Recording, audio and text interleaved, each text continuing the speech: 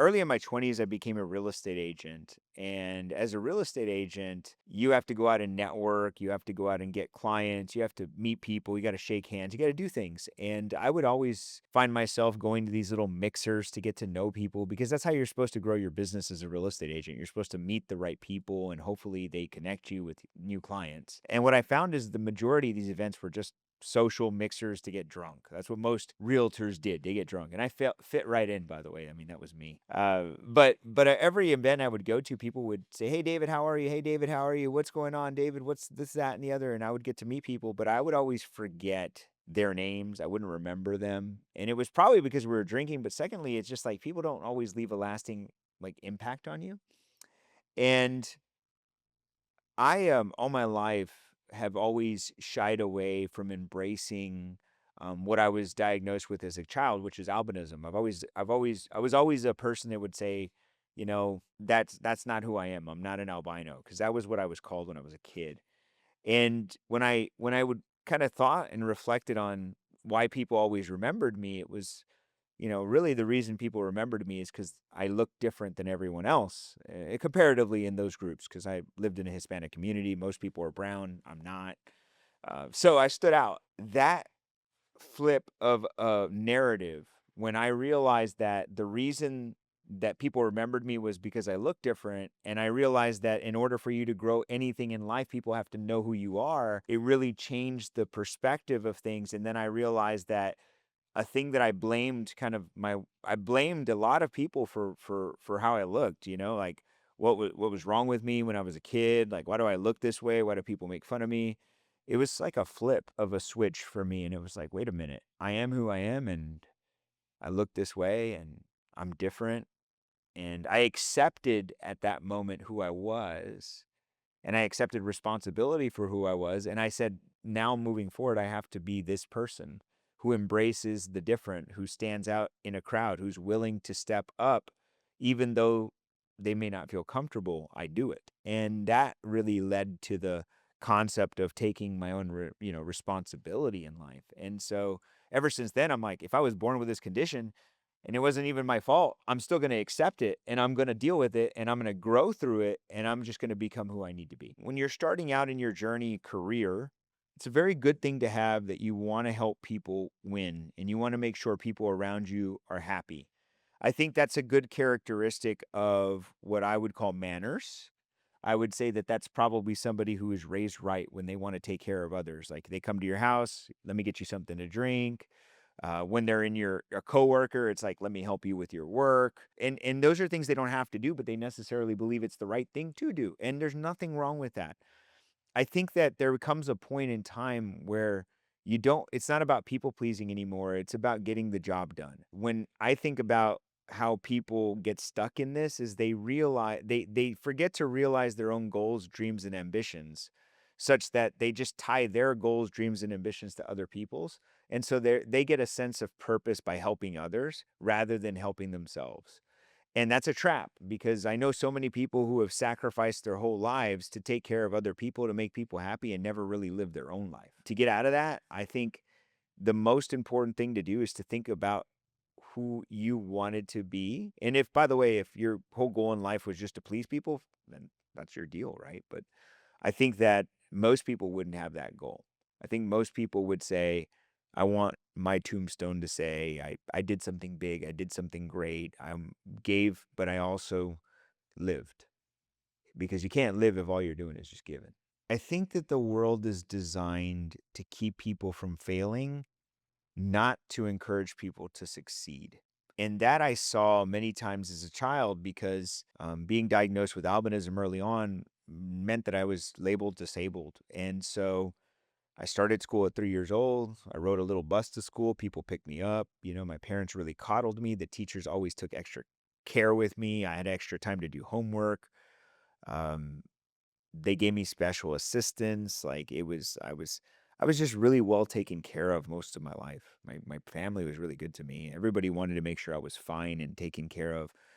My parents promised to give me their house when they passed away. I mean, and that in itself was a kind of like, wow, that's awesome. I'm going to own a house one day. I could have applied for disability through the government. I could have gotten food stamps, anything I wanted, because I was really at the point where, as a disabled person, labeled disabled, you can get all these things. And it's true. Growing up, I actually wanted all those things. It's kind of interesting, but I thought, man, I get a check every month. My parents give me their house. Like, it's going to be a badass life. So weird because I remember the days where it was like, how can I get things free? Like, this is cool. I love extra time on my homework. I love getting the extra lunch plate because the cafeteria lady liked me. I liked all that. And looking back, like, that was such a sabotage to life. So many people believe by coddling somebody, you're giving them the world, you're helping them get ahead, you're showing them the way by just giving and taking and caring. And it was the total opposite. Like, it was actually a big curse. The curse really went on until my early teens, actually my late teens, when I finally realized that, like, it probably went up till I was 20, I'll be honest with you. I was probably 20 years old when I realized that, damn, I should not want people to take care of me. You should not want people to help you. You should not want the government to give you a handout. You shouldn't want those things because it's such a shitty life. It's so impoverished. It's so poor. Like, you can't enjoy life that way if every day you're waiting for somebody to feed you. Like, it's not worth the loss of your own integrity, your own morals. You sacrifice because you believe it's cool. Like the people who say things like, man, if I could just get hit by a big, commercial truck, I'd be set for life. And it's like, what the kind of life is that? Right? When somebody says, man, if I could just win a lawsuit, life would be different. Like, what kind of fucking life is that? Or like, man, if I could just claim disability, what kind of fucking life is that? Like, it's such a capped life when you were, put here to do unlimited things and have so much unlimited potential by God, and all you want to do is just be tied down to some disability check. Like, there's something wrong with you, man. Because, but to be truthful, that would have been me 20 years ago. So the lesson to me was, like, don't wish for people to save you, wish you were better. The biggest epiphanies will come when people are put in difficult situations, and very rarely are people put in difficult situations. The most difficult situations most people are put in today is they don't have a internet connection, right? It's the most uncomfortable feeling in the world today. Oh, you don't have internet, bro. Like, so what, right? To get over that, I don't know what the mechanism is.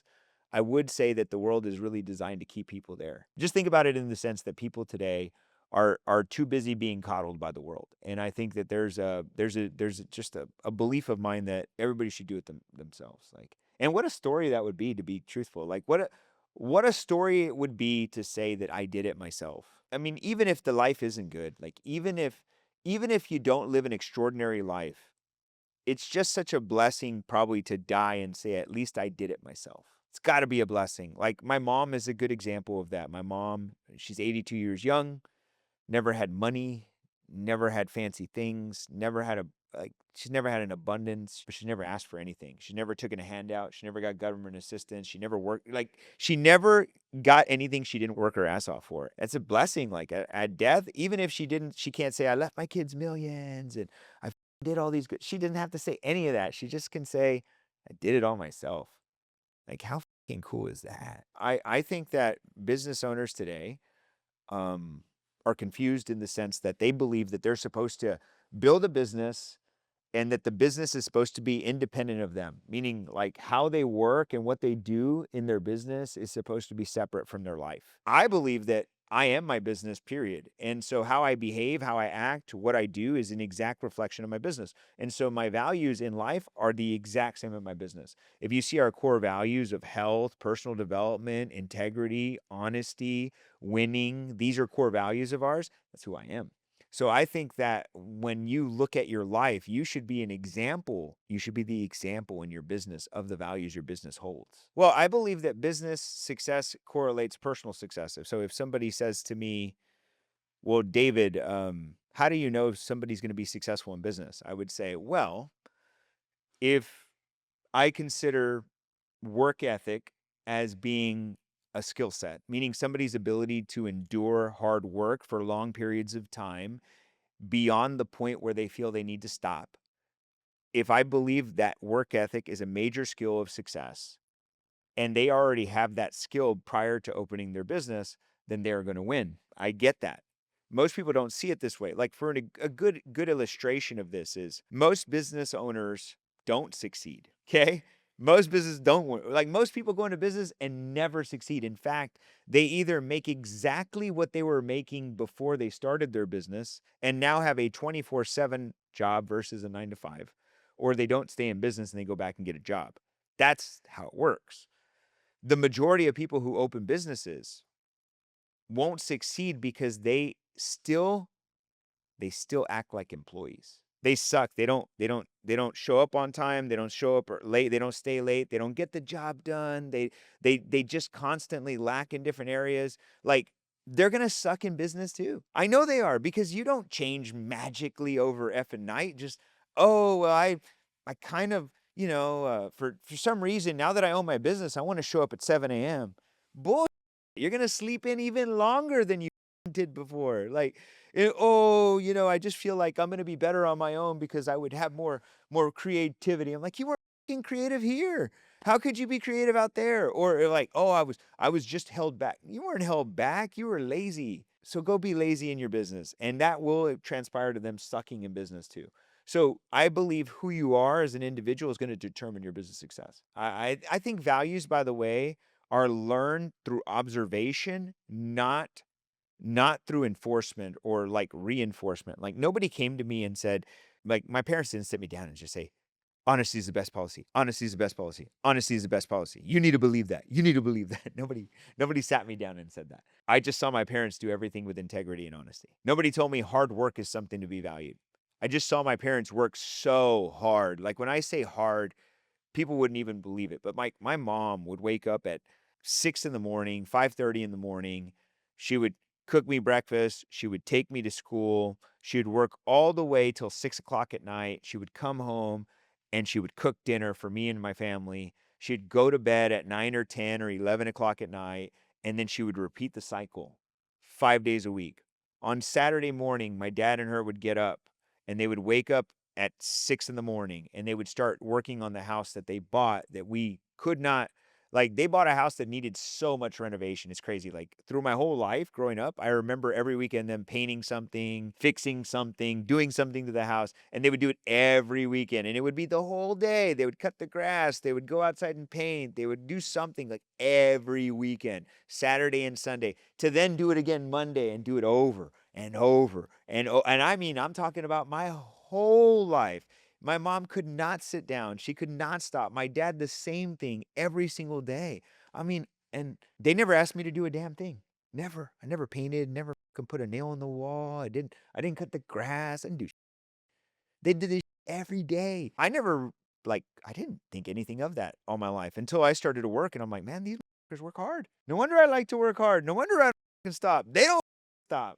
When I was on a vacation with my mom this week or the last month, when we took her on vacation, we took her on a 3-week tour of Europe. Never left the country, first time ever out. Every morning, my mom, she's 82 years old. Every morning, 6 a.m., gets up and she was organizing her suitcase.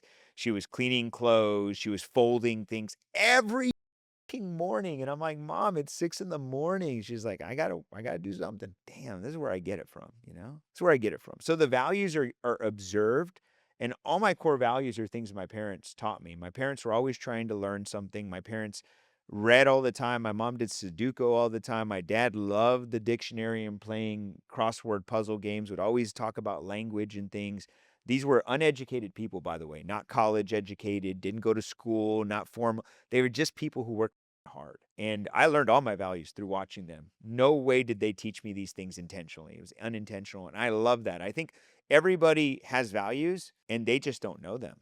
Like they don't know that those are their values. Your values will change through life. You will not stick to the same value.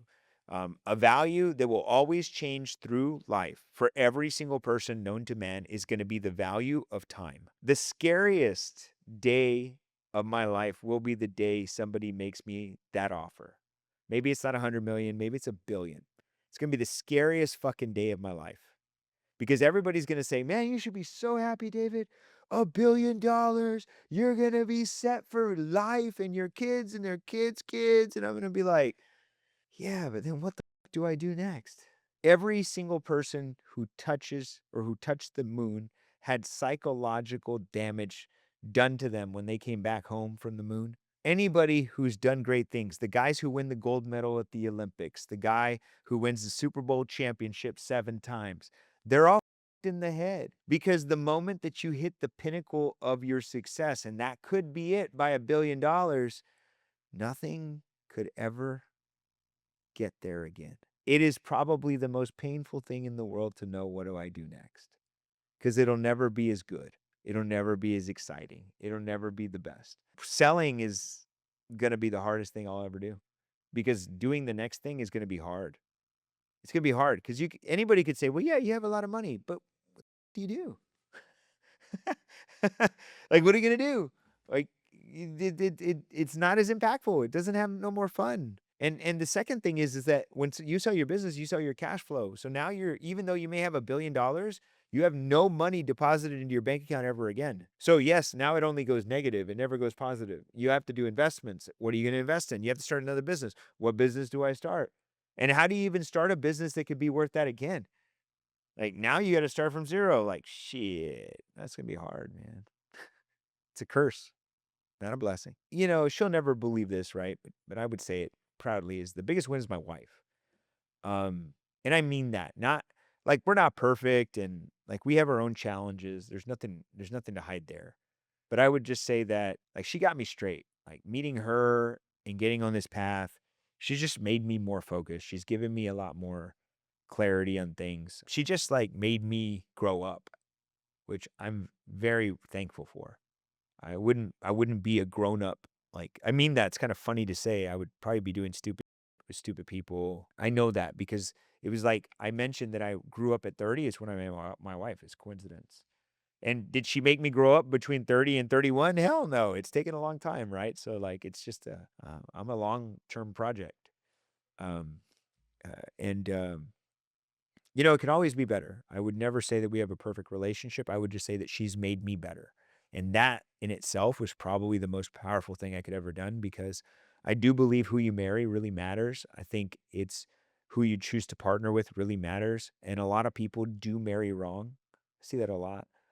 Um, they marry wrong because they do either do it too young or they do it too soon. One or the other is going to happen. I took a long time to find my wife, and I even took a long time to get married. Uh, I met her at 30. I got married at 35. 5 years of dating before we got married, so I think that was probably long enough. And anyways, I think she was the reason that a lot of things in my life have gotten better. And it's by nothing that she's actually done or said. I'll be honest with you. Like she's never gone to me and said, "Let me coach you." She's never sat me down and said, "Hey, this is how it has to be." I mean, we had some of those talks, but it's just her presence has really changed me. So that's my biggest win.